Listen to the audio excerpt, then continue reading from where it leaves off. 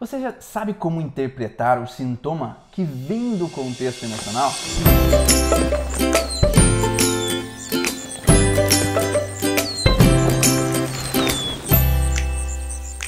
Hoje se sabe que em grande parte dos sintomas que nós temos, se fala muito às vezes de uma gastrite nervosa, dores de cabeça vindas do emocional, o intestino irritável que vem num contexto emocional, mas você sabe como podemos interpretar isso de uma maneira mais clara e passar para o paciente para que ele compreenda o porquê aquele sintoma está aparecendo? Meu nome é Ivan Bonaldo, eu sou fisioterapeuta e idealizador do curso Origens Profissional, onde eu falo dentro do curso sobre a possível origem emocional de cada um dos sintomas do corpo, passando por cada um dos sistemas.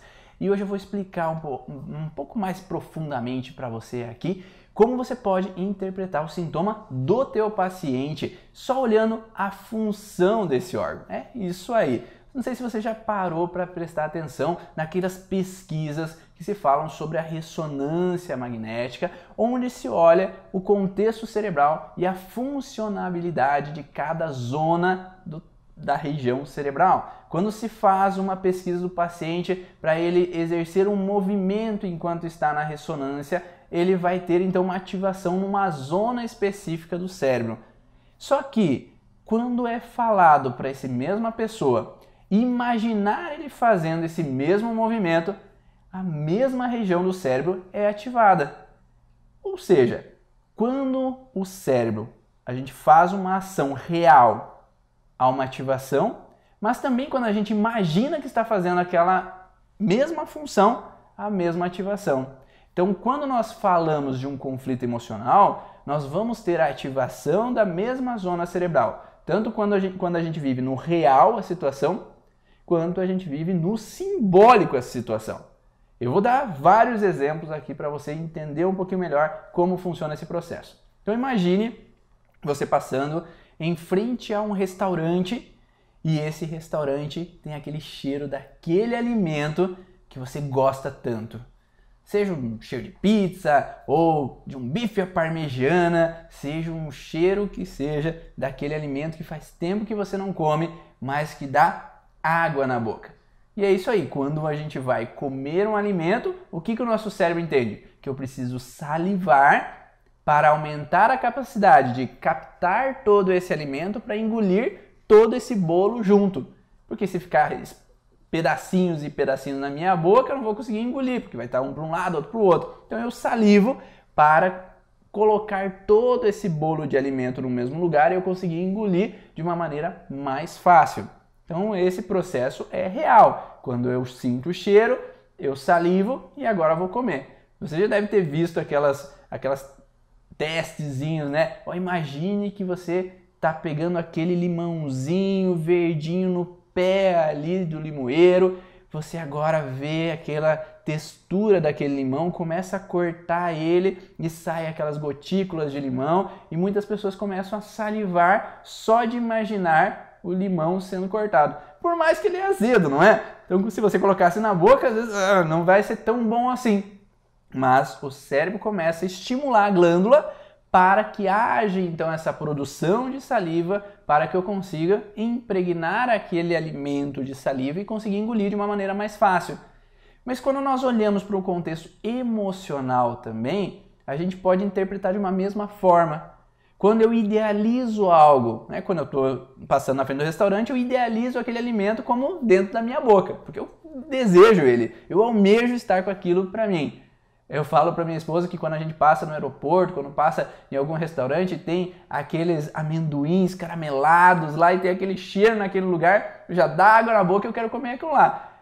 E quando é uma situação emocional, da mesma forma. Então o cérebro ativa do mesmo lugar específico se eu almejo alguma coisa. Se eu idealizo ter aquele carro, eu idealizo ter aquele apartamento, eu idealizo, às vezes quando adolescente, idealizava aquela menina que era bonita, que me atraía, eu tinha aquele desejo de tê-la para mim, de beijá-la, de sentir a boca daquela pessoa. Não é necessariamente um alimento que eu vou comer, engolir aquele prédio, engolir aquele carro, engolir aquela pessoa, mas Emocionalmente, eu idealizo e eu começo como se salivasse para ter aquilo para mim. Então a salivação, ela vem no mesmo princípio.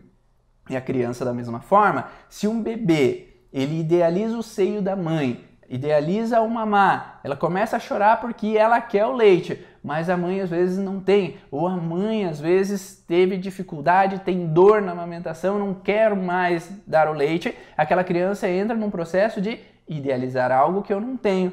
E quando eu idealizo algo que eu não tenho, ela pode entrar então nessa hiperestimulação salivar, e ela começa a salivar um pouco mais do que outras crianças. Então esse é um processo não real, mas emocional. Então emocionalmente ela idealiza ter o peito da mãe, ter o seio da mãe, ter a mãe perto de mim, ter o contato simplesmente do seio da mãe, às vezes nem suga, mas quer estar junto, quer estar perto. E aí vai ter essa hiperestimulação naquela zona específica da glândula salivar. E se você for perceber, uma criança que passa por cachumba não é muito diferente disso. Porque ela tem uma hiperprodução salivar ali naquela região, tem uma hiperalteração naquela região, que pode desencadear então uma proliferação tão grande de tecido que é chamado como cachumba. Ou ela pode ter também conflitos, não necessariamente na glândula em si, mas no ducto, o ducto que traz a saliva para a boca. E esse ducto, quando entra em fragilidade, que pode ser uma fragilidade emocional também, é como se eu sou proibido de salivar, eu não posso ter aquilo para mim. Esse contexto de proibição, de não poder, então pode ser um homem casado, por exemplo, não coloque isso no teu esposo, se ele teve cachumba, né? Pode ser que seja outras coisas, mas são só exemplos. Se a pessoa, por exemplo, é casada e idealiza uma outra mulher, que ele conversa com ela, mas eu me proíbo, eu não posso ter ela para mim, eu não posso ter aquele relacionamento, eu posso ter uma fragilidade nessa região do ducto. Ou eu idealizo ter aquele emprego, ter aquele salário, eu quero tomar para mim aquilo, mas eu não consigo, eu não posso, eu posso ter então essa fragilidade. Ou eu idealizo que os meus filhos fiquem comigo, mas eles se afastam e eu não consigo trazer eles de volta para mim, eu posso ter uma fragilidade em ductos também. Quando a gente olha nesse sentido e observa qual é a função do tecido, do órgão, é muito mais fácil interpretar pelo que o paciente está trazendo. Então, se o paciente vem, por exemplo, com uma alteração no estômago, a gente vai olhar a função daquele órgão. Se eu como um alimento e eu acabo engolindo um osso, por exemplo, o que o estômago tem que fazer? Jogar mais suco gástrico naquela região para que eu consiga digerir algo que é muito duro, que é muito difícil de ser digerido. Então eu tenho aumento de suco gástrico naquele momento para digerir aquele osso. Mas se simbolicamente ou imaginariamente a pessoa tem que digerir uma situação que é pesada demais. Eu vi meu pai traindo minha mãe e eu não digiro essa situação. Eu vi o meu esposo jogando o dinheiro nosso todo fora no baralho. Ou eu passei por uma situação onde meu filho disse que é homossexual. Então eu não digiro, eu tenho uma dificuldade de digerir aquela situação, porque é como um osso, né? É como se eu tivesse que engolir uma situação que é pesada demais, é dura demais, é difícil demais de eu digerir. O cérebro entende da mesma forma, que eu tenho que jogar mais suco gástrico para aquela região para eu ter uma capacidade maior de digerir aquilo que está acontecendo. Por isso que muitas vezes uma pessoa tende a permanecer tomando antiácido por muito tempo, porque ela continua vivendo essa situação em fase de estresse, ela continua não digerindo, remoendo, vivendo dia após dia a mesma situação. E se o medicamento ele serve para tratar o sintoma vai aliviar momentaneamente. Mas se eu não trato a causa, o cérebro ainda vai achar que eu tenho que continuar mandando suco gástrico para digerir aquela situação que está acontecendo e não passa, porque a pessoa não consegue mudar a forma de ver aquela situação. Meu irmão gastou todo o dinheiro da herança que tinha, tanto dele quanto a minha, e não me deu nada. Minha irmã agiu de dessa forma, daquela forma que eu não aceito, ela me falou aquilo para mim, eu não aceito e eu não digiro aquela situação. Enquanto eu tô de mal, enquanto eu tô magoada, eu permaneço nesse processo, eu continuo no sintoma. O meu sócio agiu de uma forma que eu acho absurda, que não deveria ter agido dessa forma, eu não digiro aquilo que ele fez, o que ele falou, então eu vou no trabalho, mas eu tô ali não digerindo aquela situação ainda, porque eu tô sempre lembrando do que aconteceu, eu tô sempre voltando na minha mente aquela frustração do que ocorreu, e eu acabo então entrando de novo, dia após dia, nessa alteração. E aí o sintoma tende a permanecer. Então, emocionalmente, um processo de não digerir o bocado. Então, simbolicamente, eu interpreto aquela situação de uma forma como se fosse física. E aí, o como se o cérebro não entende. Eu estou vivendo aquela situação para o cérebro e aí ele vai estimular ou hiperestimular aquele órgão ou tecido na fase que eu estou vivendo para que eu tenha uma capacidade maior de sair do processo. Então, o corpo não é burro, não. Ele tende a buscar a melhor forma de poder me ajudar a eu sair das vivências que eu estou vivendo. Mas se essa vivência não é entendida, a tendência do sintoma é permanecer. E cada órgão por um contexto diferente. Agora vamos dizer que, não sei se você já tem um cachorro em casa, ou se você já viu essa cena de um cachorro estar ali no quintal, mas tem outro cachorro que passa por fora da cerca e ameaça o território desse outro cachorro que está aqui dentro do quintal. Então ele se sente ameaçado, porque um outro é territorialista, ele pode tomar o meu espaço, então eu começo a latir. Eu lato para que eu expulse o outro cachorro do meu território. E nesse latir eu consigo ou não expulsar o outro adversário. Quando eu não consigo, acaba entrando uma fragilidade mais brônquica, porque o brônquio que faz sair o ar do pulmão para que eu consiga soltar a fala, o grito, o latido nesse momento.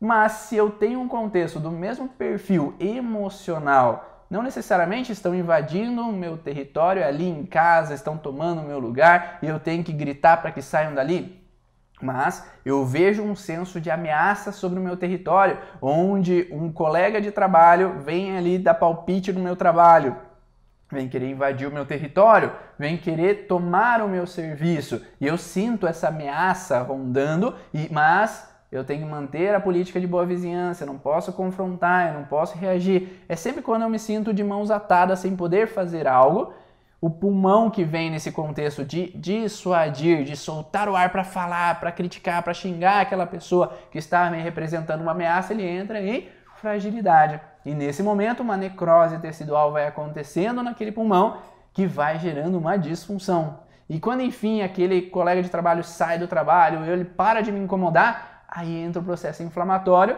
que vai gerar a tosse ou a bronquite ou a produção de catarro naquele momento, porque é uma hiperproliferação tecidual na fase pós-estresse. Então isso pode acontecer tanto no trabalho como em casa. Às vezes eu posso sentir que o meu sogro vem invadir minha casa sempre opinando, abre sempre a geladeira e eu não gostaria de ser esse processo, nem pede nada, já vem invadindo, já vem querendo que as coisas sejam do jeito dele e eu, pela política de boa vizinhança de novo, eu não confronto, eu acabo não falando, expressando tudo que eu gostaria. Ou eu tenho um filho que trabalha comigo e ele quer impor as coisas do jeito que ele quer e eu não posso confrontar, eu não posso dissuadir, porque senão ele vai sair, eu vou ter que trabalhar sozinho, vai ser pesado demais, vai ser difícil, então é melhor me calar sem confrontar a situação. Então eu fico numa impotência de confrontamento, eu fico numa impotência de falar o que eu gostaria. E aí vem essa fragilidade pulmonar. Então a função do pulmão é expelir o ar que está lá dentro e jogar para fora, do brônquio principalmente. E nesse momento, quando eu não posso expressar, porque o falar também condiz nisso, né? Eu solto o ar para sair as palavras, porque enquanto eu estou puxando o ar, às vezes eu não consigo falar. Então eu tenho que, na hora que eu estou soltando o ar, e se eu me sinto incapaz de exercer essa função, porque ou eu não posso falar para aquela pessoa, eu me proíbo de falar para aquela pessoa, aí a fragilidade pode acometer esse órgão. O intestino, do mesmo padrão, o intestino delgado serve para quê? Então, se o estômago serve para digerir, o intestino delgado serve para absorver os nutrientes.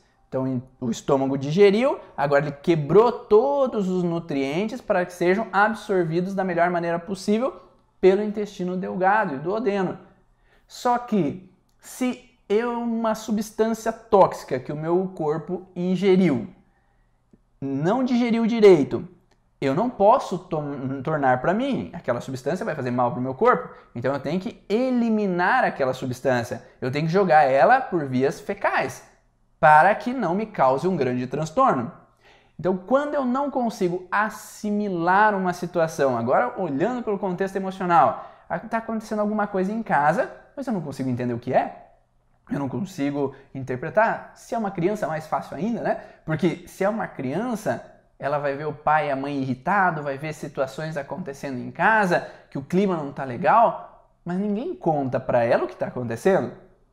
E ela fica nesse ponto de interrogação. Eu não consigo assimilar, pegar essas informações, interpretar essas situações, torná-las minhas para eu entender o que está acontecendo. E aí, enquanto eu vivo essa situação de não conseguir assimilar a situação, o intestino delgado pode entrar em uma fragilidade. E aí eu posso ter algumas alterações com o funcionamento intestinal. Ou mesmo quando um homem ou uma mulher percebe que o parceiro ou a parceira está estranho. Eu não estou conseguindo assimilar a informação para entender por que o outro está agindo da forma que está agindo, por que o outro está mais quieto, por que o outro está, às vezes, me deixando mais de lado, por que ele não conversa mais tanto comigo, ou parece que ele está me escondendo alguma coisa, eu não estou conseguindo assimilar o que é, mas eu estou buscando tentar entender, mas eu não consigo entender o que se passa. E enquanto eu não consigo compreender, assimilar aquela informação, tornar aquela informação como entendível, né, eu acabo entrando numa fragilidade na parte do intestino delgado. E aí acaba entrando uma disfunção, não pelo real, né, porque não é uma toxina que eu comi, não é uma situação de má funcionamento daquela musculatura específica por um trauma ou por um corte que foi e aconteceu naquela região, mas sim por um processo de não assimilação no contexto emocional. E essa má interpretação do cérebro acaba gerando um sintoma físico também. Então por isso que os sintomas físicos acontecem. Porque a informação é dada, mas pode ser dada na forma real, mas o cérebro não consegue distinguir o real do simbólico. E aí, tanto o real como o simbólico alteram o mesmo órgão, o mesmo tecido, promovendo uma mesma disfunção. Baixando um pouco mais, agora se a gente olhar para o intestino grosso, principalmente a parte do reto, se eu tenho uma alteração vinculada ao reto do intestino, que é a parte final, para que serve o reto do intestino?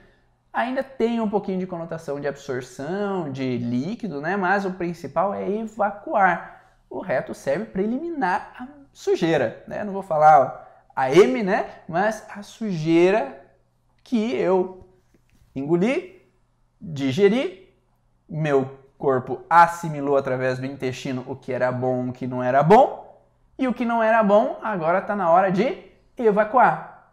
Então o intestino delgado serve para esse intestino grosso, ali, principalmente a parte final, serve para evacuar a sujeira. Mas agora, se aquela toxina que eu ingeri, agora eu posso evacuar, ok, tá tudo bem, intestino funcionando, tranquilo.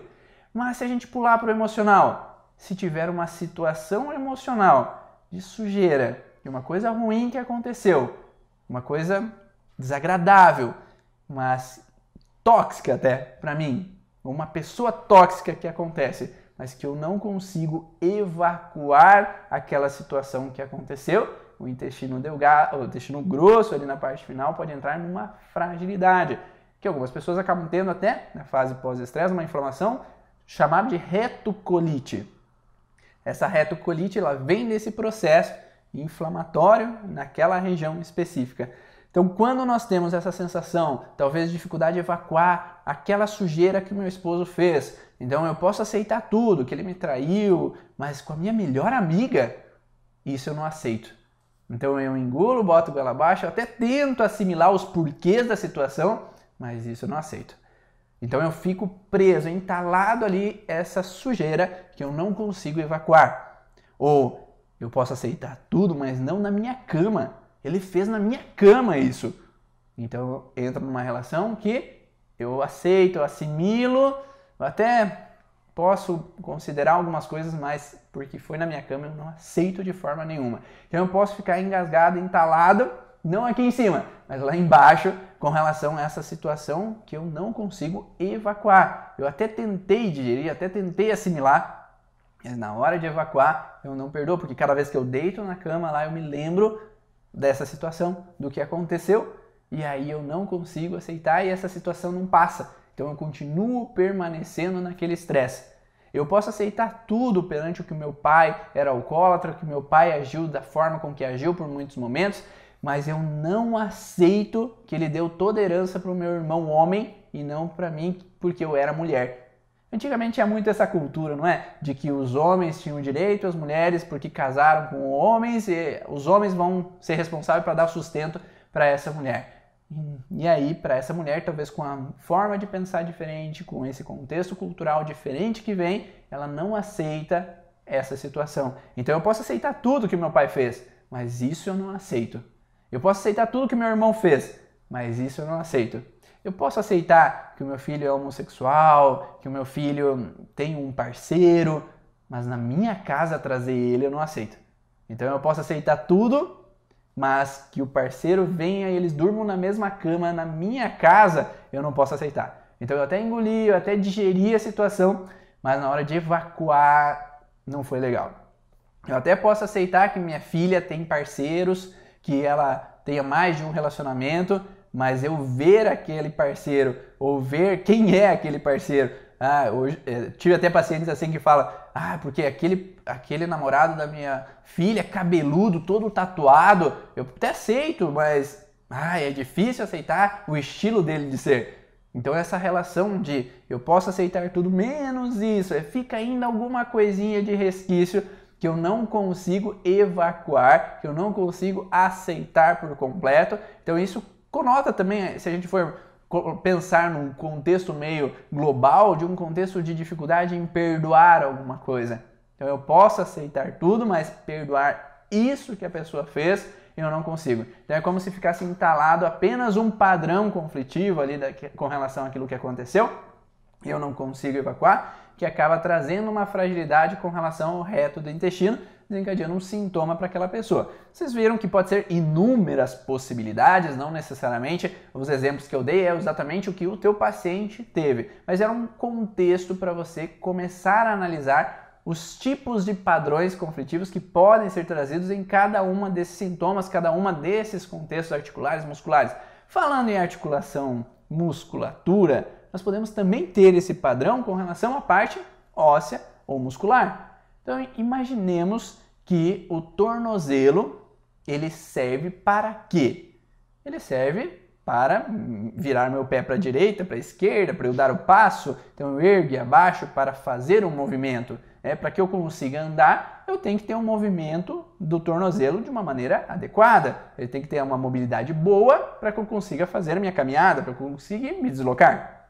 Então nós podemos pensar que se há uma fragilidade em tornozelo é quando eu lesiono, quando eu bato, quando eu giro o pé, né? Então às vezes tem uma torção que eu girei o pé e tem uma inflamação, tem uma dor articular ou ligamentar. Mas o que a gente poderia pensar no contexto emocional? Se a função da região ligamentar, muscular, articular do tornozelo é ter o movimento, se eu me sinto incapaz de ter o movimento de tomar essa direção ou tomar aquela direção, aquela articulação que vai ficar fragilizada. Então eu me sinto impotente de tomar a direção que eu gostaria da minha vida. Eu me sinto incapaz de ir para onde eu quero ir, eu tenho que ficar onde eu estou. Ou eu estou dividido em ir para a faculdade ou ir para o trabalho, eu não sei se eu vou, fico, faço isso, faço aquilo, não sei se caso como uma bicicleta. Então sempre quando eu estou dividido sobre planos, eu acabo tendo uma fragilidade nessa articulação. Ou ainda, se eu tomei uma direção que eu me frustrei, porque se eu não tivesse ido lá naquela festa, não teria encontrado aquela mulher, teria ficado com ela e minha esposa não teria descoberto. Se eu não tivesse tomado essa direção, eu não teria sido descoberto com aquilo que eu fiz. Se eu não tivesse tomado essa decisão no trabalho, eu não teria entrado na falência e teria trazido todo esse transtorno para a minha vida. Então aquela direção que eu tomei, que é esse contexto de deslocamento, não foi adequado, correto, e aí eu me cobro, me culpo pela escolha que eu tomei, e essa articulação então entra em uma fragilidade na fase de estresse, gerando uma degeneração articular, e pós-estresse, o contexto inflamatório para reestruturar aquele tecido. Porque na fase de estresse eu tenho que me tornar mais apto, então eu não posso, lembra, articulação, eu não posso ter dor na fase de estresse porque eu tenho que agir, eu tenho que fazer o que eu preciso fazer. Agora, quando eu saio do estresse, agora o meu corpo vai tentar se reestruturar para voltar a uma normalidade e aí eu poder ter a capacidade de novo de tomar decisões, tomar caminhos que eu gostaria. A mesma coisa se a gente for falar de quadril. Então, uma das possibilidades com relação ao quadril, ele tem um efeito de quê? De me fazer um movimento. Eu vou ou fico, né? Mas também quando, não sei se vocês já viram aquelas disputas de touro, né? Quando o touro vai brigar com o outro, o que acontece? Vai um de cabeça para o outro, mas quem perde é aquele que recua. Então, o quadril ele serve para sustentar aqui essa região, para que eu possa, né, empurrar o outro e não recuar a uma situação. Então o quadril tem um pouco esse sentido também. Então quando uma pessoa vivencia uma situação que ela se sente incapaz de se opor a algumas situações da vida dela, essa região ela pode ficar fragilizada.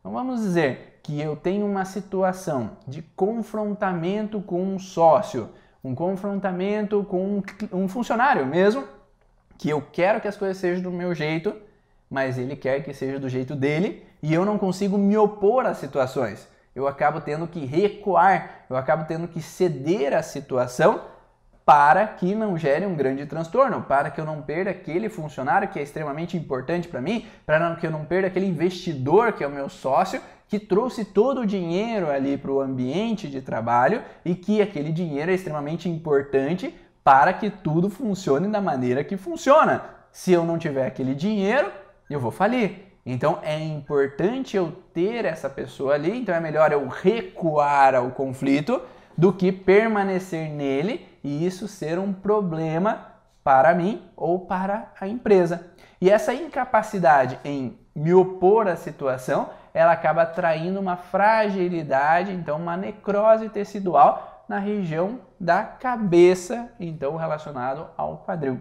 a cabeça do fêmur.